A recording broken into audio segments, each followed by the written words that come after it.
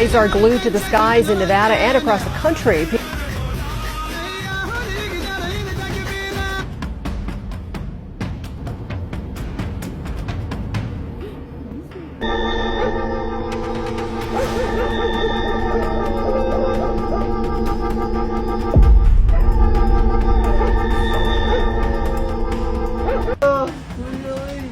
Look. Oh my god.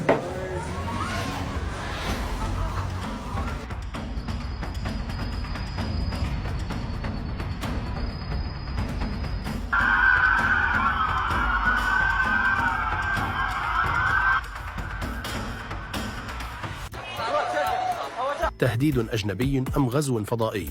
المسيرات الغامضة تثير الجدل بأمريكا. حالة من القلق والجدل تسود الولايات المتحدة خاصة في شمال شرق البلاد، حيث تم اختراق السيارات الكهربائية وأعمدة إنارة بواسطة الطائرات بدون طيار.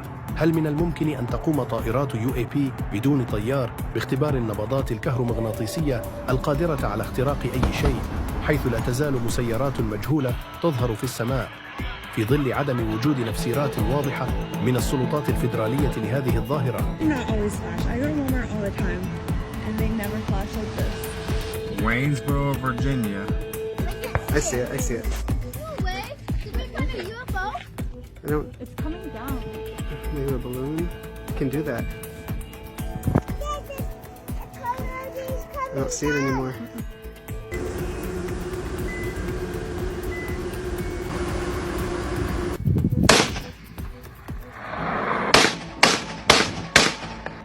ووفقا لتقرير نشرته صحيفة نيويورك تايمز الأمريكية، فإنه منذ عدة أسابيع بدأت عائلات في ولاية نيوجيرسي في رصد أجسام مضيئة تحلق بسرعة خلال ساعات الليل فوق منزلها، وتصدر طنينا غريبا وتومض بألوان منها الأحمر والأخضر والأبيض.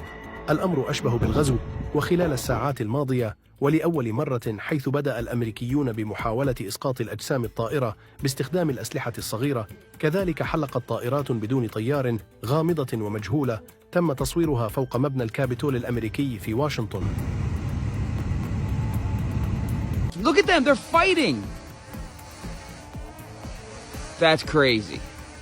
في الأيام القليلة الماضية فقط تلقى مكتب التحقيقات الفيدرالي 3000 تقرير عن رؤية طائرات بدون طيار، وفقا لما ذكرتها صحيفة ديلي ميل. متحدثة البنتاغون قالت إن المسيرات التي ظهرت فوق نيوجيرسي وفلوريدا ليست تابعة للجيش الأمريكي، وأعلنت وزارة الدفاع الأمريكية البنتاغون أن الطائرات بدون طيار الغامضة التي تظهر في سماء الولايات المتحدة ليست من أصل أرضي ولا تتبع لأي دولة. وأضافت الوزارة وفق المتحدثة باسمها: إنهم ليسوا أعداء أجانب، فهذه الأجسام الطائرة المجهولة تعمل بحرية عبر سمائنا، حتى أنها تحوم فوق القواعد العسكرية والمواقع النووية. ووفق وسائل إعلام أمريكية كانت مسيرات مجهولة قد ظهرت في السماء فوق شمال شرق الولايات المتحدة في نهاية هذا الأسبوع. Instagram, what's that? Look, hold on, let me stop walking. What's that? That's a plane? Why it ain't moving? وأثارت المركبات ذعر سكان ولايتي نيويورك ونيوجيرسي، وأشارت وسائل إعلام أمريكية إلى أن تصريح البنتاغون يعني تلميحا لوجود مركبات أو كائنات فضائية. واقترح الرئيس المنتخب دونالد ترامب إسقاطها، وكتب على منصته: مشاهدات غامضة لمسيرات في كل أنحاء البلاد. هل يمكن أن يحدث هذا حقا من دون علم حكومتنا؟ لا أعتقد ذلك. على الجمهور أن يعرف وعلى الفور، وإلا فلتسقطوها. هبوط اضطراري لطائرة بعد اصطدام جسم بمحركها في نيويورك.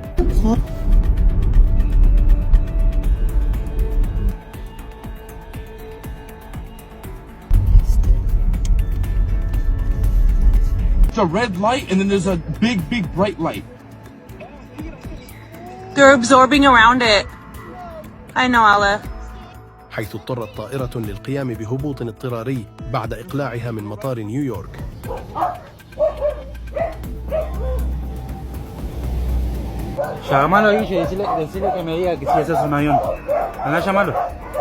وذلك نتيجة اصطدام جسم غير محدد بأحد محركاتها.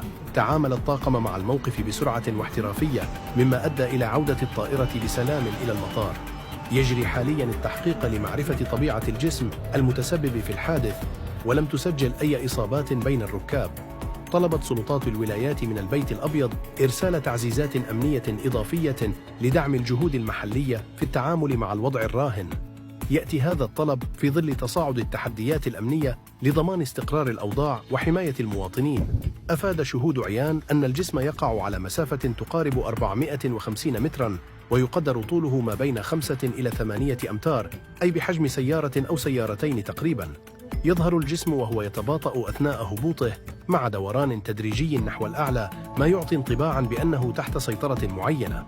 بعد انتهاء ما يبدو أنه عملية الهبوط، يظهر جسم أصغر حجماً يبدو وكأنه يقوم بعملية مسح.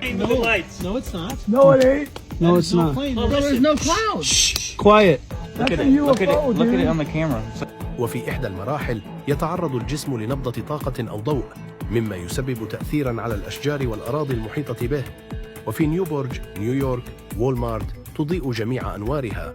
حدث هذا في جميع أنحاء البلاد، كما حدث للتو في مطار أشفيل، نورث كارولينا. هل هذا بسبب الطائرات بدون طيار؟ هل يقومون باختبار بنيتنا التحتية استعداداً لحدث قادم، حيث تستمر الأضواء الوامضة الغامضة في الظهور في جميع أنحاء أمريكا في مطار أشفيل، نورث كارولينا؟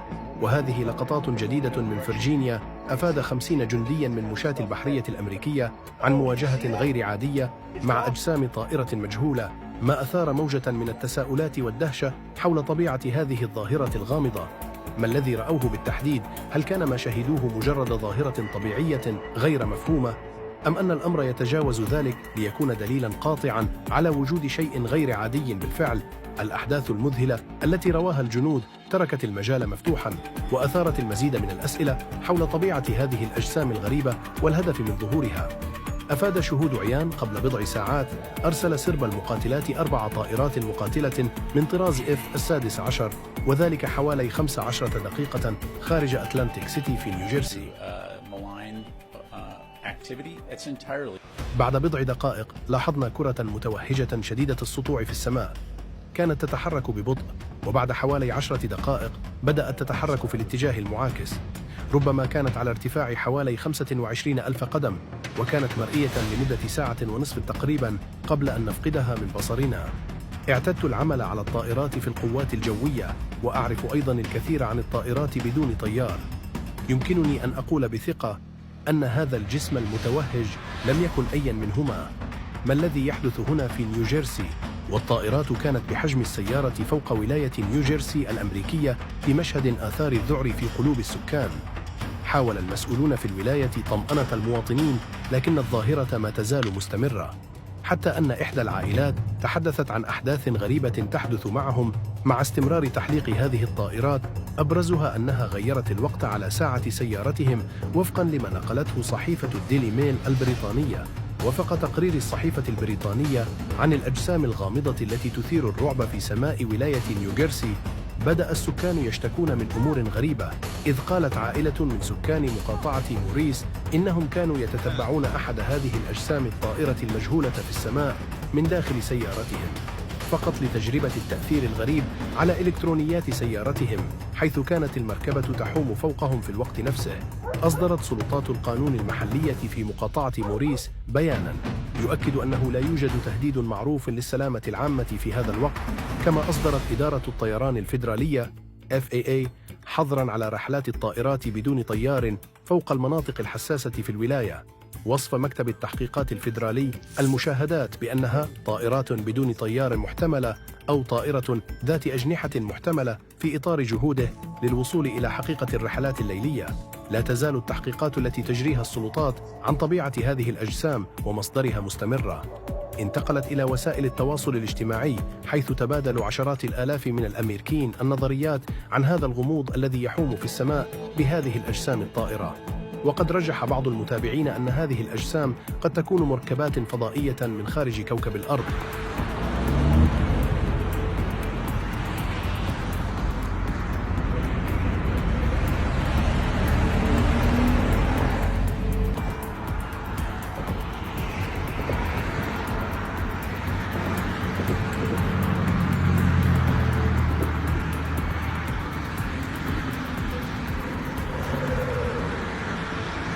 بينما نشر آخرون روابط لطائرات دون طيار كبيرة الحجم يعتقدون أنها تتطابق مع أوصاف الأجسام التي رصدها السكان.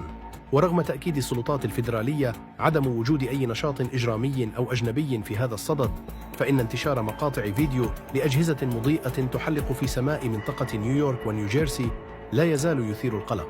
قالت كاثي هوكل الحاكمة الديمقراطية لولاية نيويورك، رابع أكبر ولاية أمريكية من حيث عدد السكان 20 مليون نسمة، إن مدارج مطار صغير في المنطقة أغلقت لمدة ساعة بسبب ظهور مسيرات جديدة.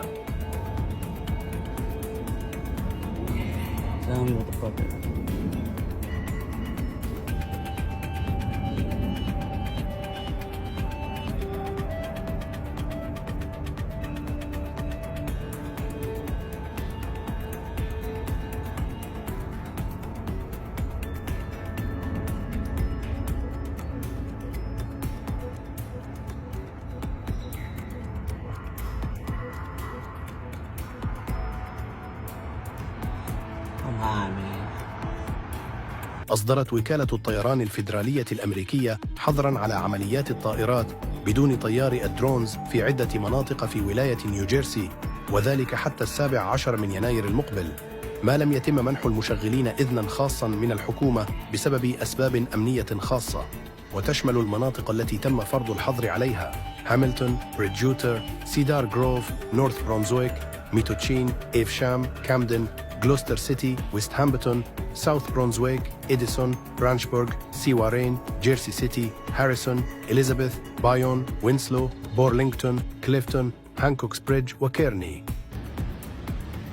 وتنص القيود على أنه لا يجوز لأي أنظمة درونز أن تعمل ضمن ميل بحري من المجال الجوي المحدد في كل إشعار للطيارين نوتام، بما في ذلك من الأرض حتى ارتفاع 400 قدم.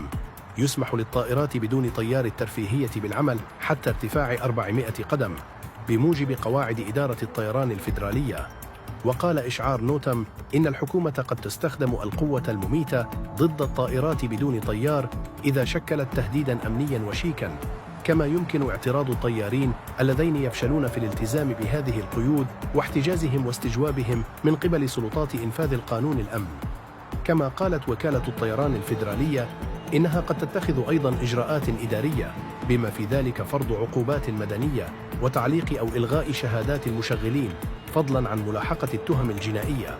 أصبحت ولاية بنسلفانيا أحدث ولاية تنضم إلى قائمة الولايات التي أبلغت عن مشاهدات غير مصرح بها لطائرات بدون طيار، مما يضيف إليها ولاية نيويورك ونيوجيرسي وكونيتيكت. يتزايد القلق في الولايات المتحدة بشأن زيادة وجود الطائرات بدون طيار التي تطير في مناطق غير مسموح بها، مما دفع المسؤولين إلى اتخاذ إجراءات صارمة لمراقبة هذه الظاهرة. وفي هذا السياق يولي المسؤولون أهمية كبيرة لتكنولوجيا الترددات الراديوية المتطورة التي تسمح بتحديد الموقع الجغرافي لمشغلي الطائرات بدون طيار. وتعتبر هذه التكنولوجيا أداة حيوية لمتابعة الأنشطة المشبوهة ومنع الطائرات من التحليق في المناطق المحظورة. وذكر مصدر مطلع أنه توجد العديد من التقنيات التي يمكن أن تستخدمها السلطات لمواجهة الطائرات بدون طيار، مثل التشويش على إشارات الطائرات أو فصلها عن المشغل أو حتى اختطاف الطائرة عن بعد. ومع ذلك أوضح المصدر أن كل هذه الخيارات تحمل في طياتها مخاطر كبيرة قد تؤثر على سلامة الطائرات والمشغلين. وأضاف المصدر أن إسقاط الطائرة من السماء هو الخيار الأخير الذي يمكن اتخاذه، مشيراً إلى أن هذا الخيار يبقى متاحاً فقط في حال كان هناك تهديد حقيقي من الطائرة. وأكد المسؤولون الفيدراليون ومسؤولون على مستوى الولايات أن استخدام تقنيات هجومية لإسقاط الطائرات يشكل خطراً غير مبرر على حياة الناس الموجودين على الأرض، فضلاً عن التحديات القانونية المتعلقة بهذا الإجراء. من جانبه أعرب النائب الأمريكي جوش غوتهايمر عضو لجنة المخابرات في مجلس النواب عن قلقه، مؤكداً أن الحكومة لا تقدم المعلومات الكافية للجمهور بشأن هذا الموضوع. وأضاف: الجمهور يشعر بالقلق، وأنا أسمع من ناخبي عن هذا الموضوع طوال الوقت، وأعتقد أن الوقت قد حان للحكومة لكي تتحدث بشكل علني وتوفر إجابات بشأن هذا الموضوع.